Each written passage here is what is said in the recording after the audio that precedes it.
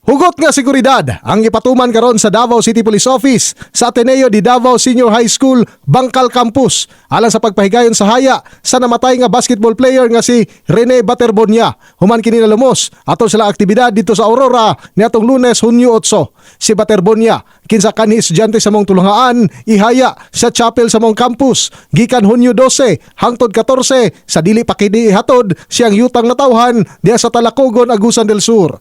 Nagpadayag usab og kahisubo si Vice President Sara Duterte ngadto sa pamilya ni Baterbonia ug ang kauban ining si Divine Adili. Kinsa pulos nagrakabsan sila kinabuhi atol sa maong trahedya. Ramdam ko kulang na kulang yung response ng Ateneo sa nangyari. Hindi lang kay Rene, no, doon din sa isang